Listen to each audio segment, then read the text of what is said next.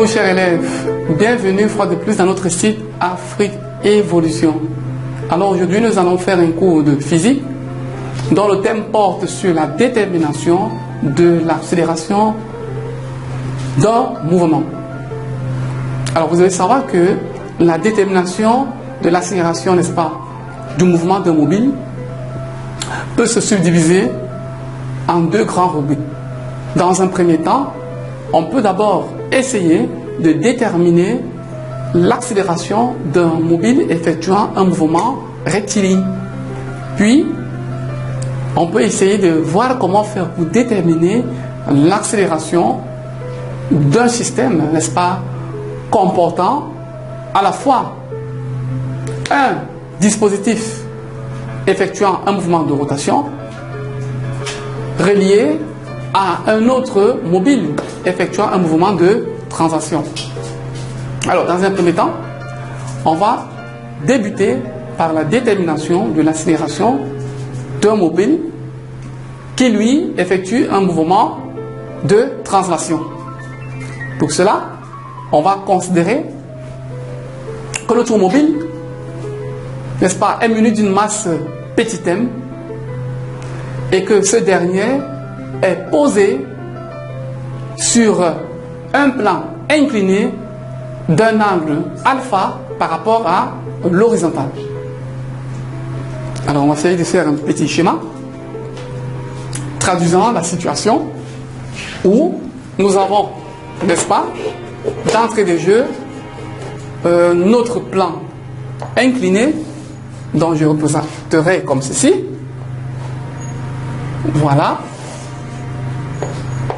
Sur ce plan incliné, on va essayer de représenter notre solide, dont nous disions que sa masse était M. Voilà notre solide représenté là par ce petit carré. Maintenant que le solide est représenté, on va essayer de tracer notre repère d'étude ou alors notre axe d'évolution du mouvement. Voilà, je mettrai la plus car je suppose qu'à l'instant initial, mon solide que voici est abandonné sans vitesse initiale sur le plan. Alors, comment fait-on pour déterminer son accélération? La toute première chose, c'est qu'après avoir fait ce schéma, l'on doit procéder à la représentation des différentes forces extérieures qui ont une influence sur le mouvement de notre solide, que nous appellerons S.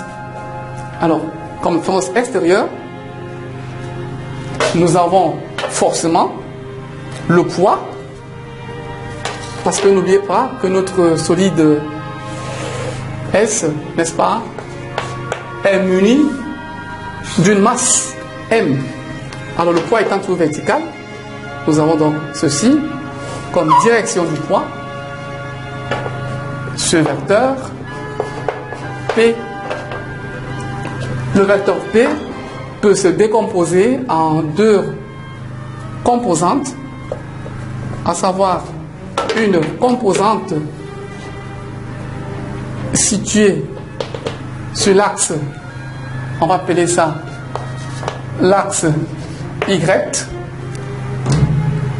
Y', et ici l'axe X'. Alors le bonhomme situé sur l'axe Y', quant à moi, sera appelé P de Y.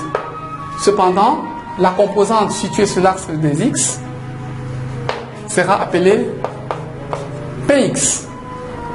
Voilà. En dehors du poids, on peut ressortir comme force extérieure la réaction de l'axe. Car c'est cette réaction qui empêche le solide, une fois posé sur le plan incliné, n'est-ce pas, de se retrouver vers le bas, ou alors de couler tout simplement. On va représenter cette force là par un vecteur de couleur au jaune comme ceci, c'est le bonhomme appelé RSI. Alors, dans un premier temps, on suppose que notre plan est parfaitement lisse. Le plan incliné étant parfaitement lisse, il va de soi qu'il n'y a pas de force de frottement. Par conséquent, la réaction est, comme vous le voyez, orthogonale à l'axe, ou alors la réaction a une direction qui est orthogonale à celle, n'est-ce pas, du plan incliné par rapport à l'horizontal. En appliquant le TCI, qui stipule que la somme des forces extérieures appliquées, n'est-ce pas, à un système qui, dans le cas présent, est constitué de notre solide S, n'est autre égal au produit de la masse de ce système fois le vecteur accélération. Alors, on disait que le TCI nous permettait d'écrire que la somme des forces extérieures est égale à MA. Or, dans nos forces extérieures, nous venons de ressortir la réaction R ainsi que le poids P. Tout cela sera donc égal à MA. En faisant donc une projection de cette relation suivant l'axe X', X', je disais, était l'axe de projection, le poids, ou alors la réaction n'est autre que 0, tandis que le poids est bel et bien égal à Px. Et Px étant égal à mg sinus alpha, on obtient mg sinus alpha égal à ma. On peut donc à partir de là simplifier la masse et tirer l'expression de l'accélération qui donne petit a égale à g sinus alpha. Voilà, on obtient là, dans ce petit cadre, l'expression littérale de l'accélération. Alors, qu'est-ce qu'il faut retenir? C'est que lorsqu'on dispose d'un système, n'est-ce pas, constitué par exemple ici de notre solide S, dont on voudrait déterminer son accélération, la première chose à faire, c'est d'énumérer les différentes forces extérieures qui sont appliquées à notre solide. Une fois qu'on a énuméré ces forces extérieures qui sont soumises à notre solide, nous devons utiliser le théorème du centre d'inertie qui stipule que la somme des forces extérieures, la somme vectorielle, il faut le préciser, des forces extérieures appliquées à un solide est égale au produit de la masse, n'est-ce pas, du mobile fois le vecteur accélération. À partir de cette relation vectorielle, on peut donc sortir une projection de la relation vectorielle sur l'axe, par exemple, sur lequel a lieu le mouvement. Dans le cas présent, il suffit de l'axe X'.